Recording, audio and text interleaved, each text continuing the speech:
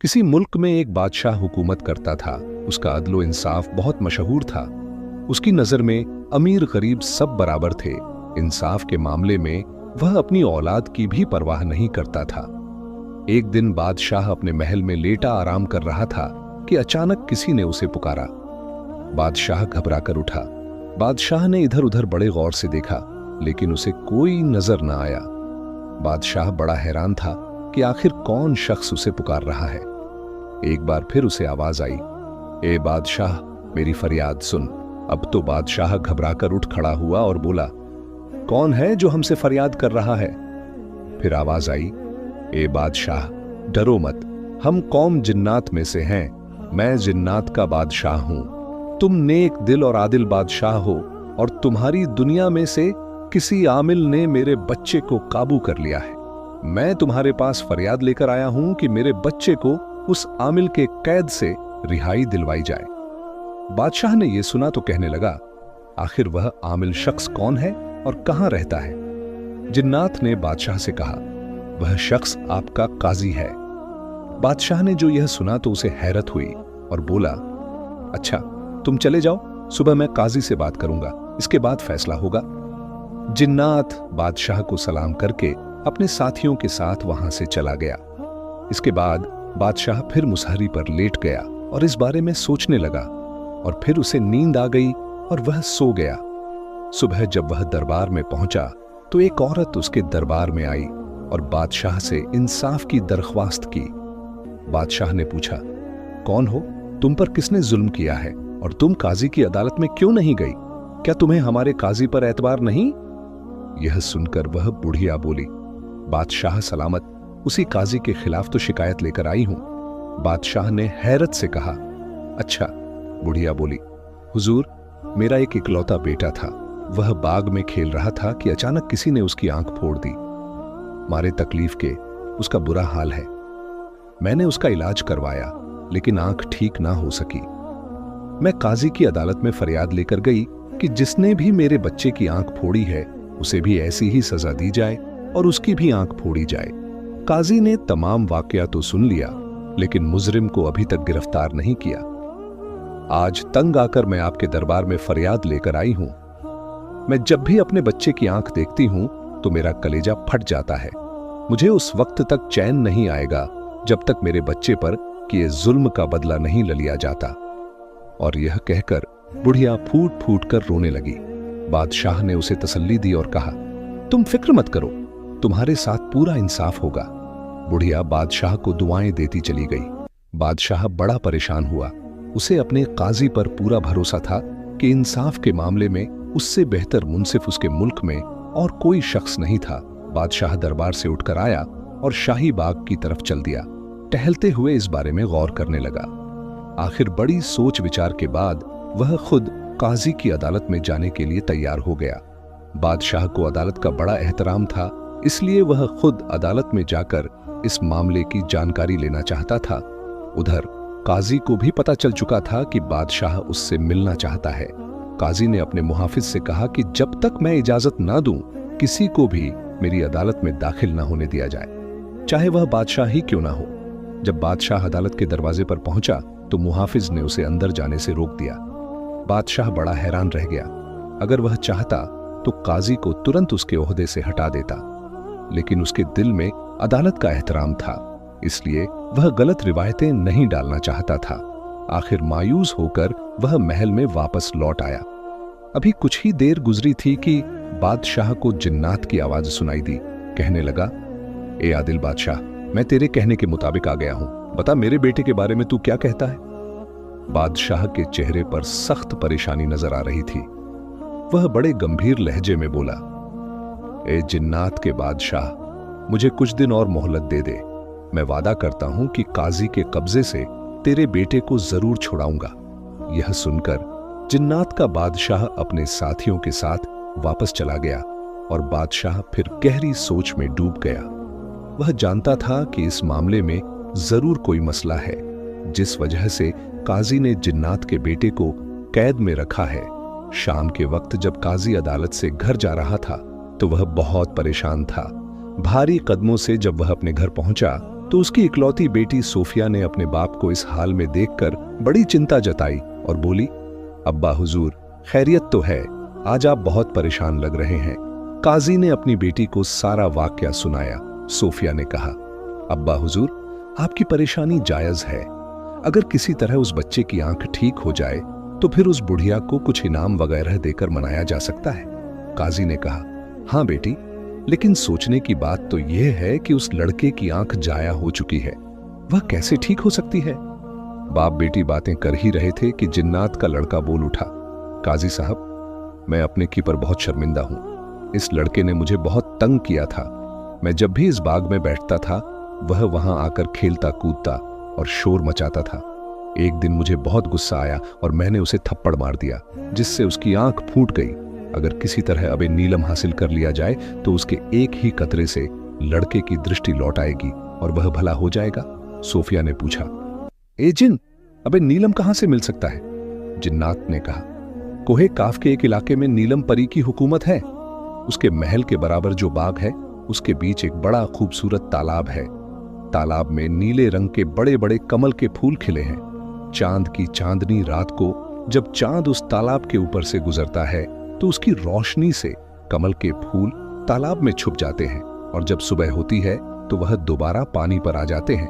उस वक्त फूलों के अंदर जो पानी मौजूद होता है उसे अबे नीलम कहते हैं और जो सूरज के निकलने के बाद दिन में सूख जाता है।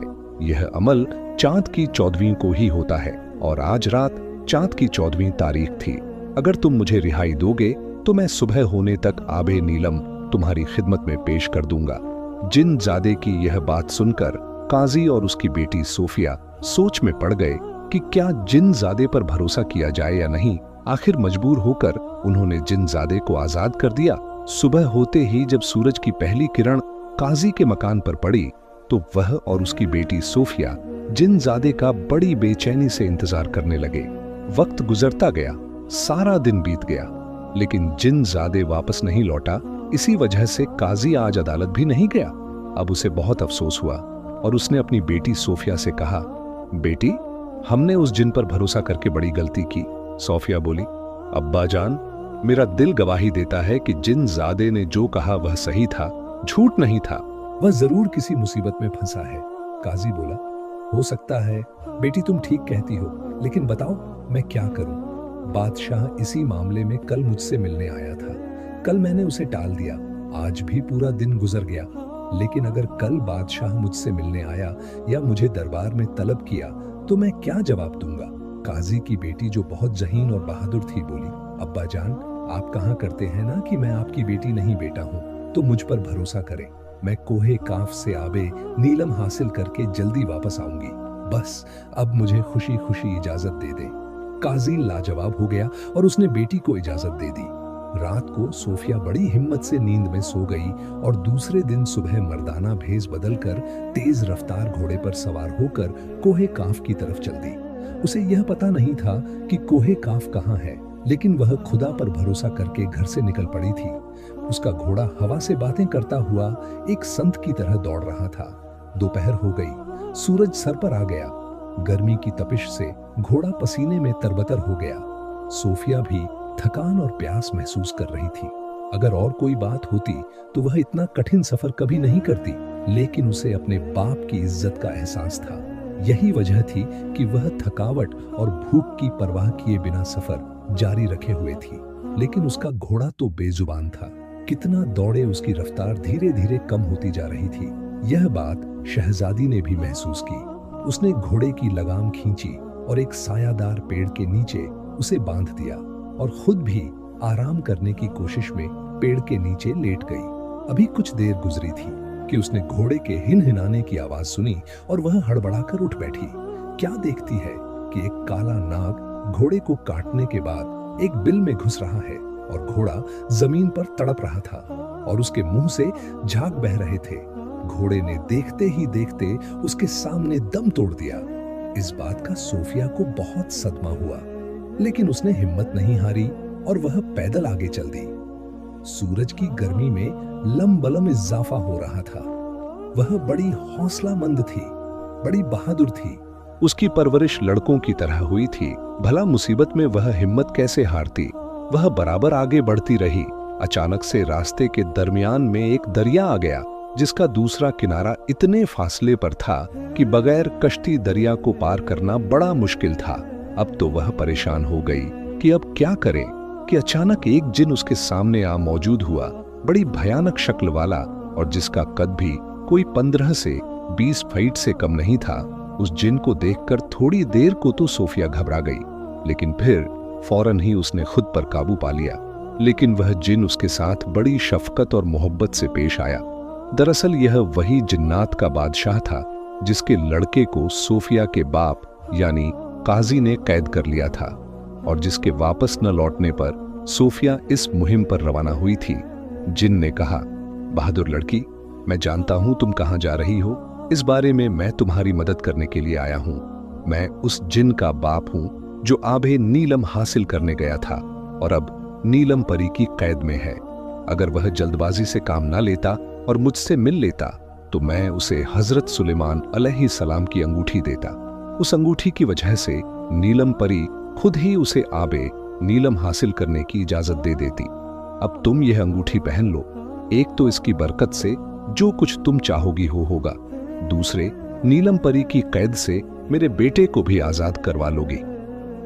सोफिया ने जिन बादशाह से अंगूठी लेकर अपनी उंगली में पहन ली, अब तो उसे बड़ा सुकून महसूस हुआ। जिन बादशाह ने उससे कहा, अब आंखें बंद कर लो और नीलम परी के महल में पहुंचने का इरादा करो। सोफिया ने जिन बादशाह के कहने के मुताबिक अपनी आंखें बंद कर ली। अब जो उसने आंखें खोली तो सचमुच वह एक बहुत ही खूबसूरत महल में मौजूद थी, जिसे देखकर बहुत सी परियों ने उसे चारों तरफ से घेर लिया। इतने में नीलम परी भी वहां आ गई। वह बहुत गुस्से में थी, लेकिन फिर जैसे ही उसकी निगाह हजरत सुलेमान अलैहिस्सलाम की अंगूठी पर पड़ी तो वह एकदम नरम पड़ गई और बड़ी शफकत और मोहब्बत से पूछने लगी, ऐ अच्छी लड़की, तुम हमारे पास किस लिए आई हो? सोफिया ने अपने आने की वजह उसे बता दी।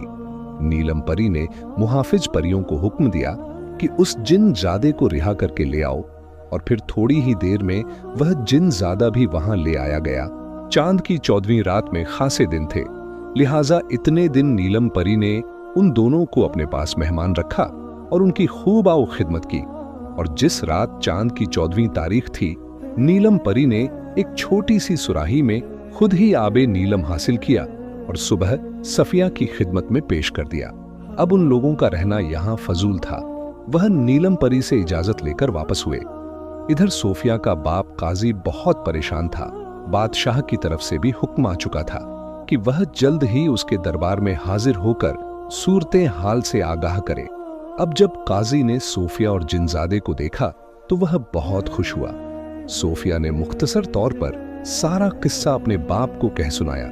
काजी ने मुलाजिमों को भेजकर फौरन ही उस बुढ़िया और उसके लड़के को बुला भेजा, और जब वे दोनों उसके पास आए तो काजी ने अबे नीलम के कुछ कतरे उस लड़के की आंख में डाल दिए, जिससे फौरन ही उसकी आंख बिल्कुल ठीक हो गई और उसकी बिनाई लौट आई।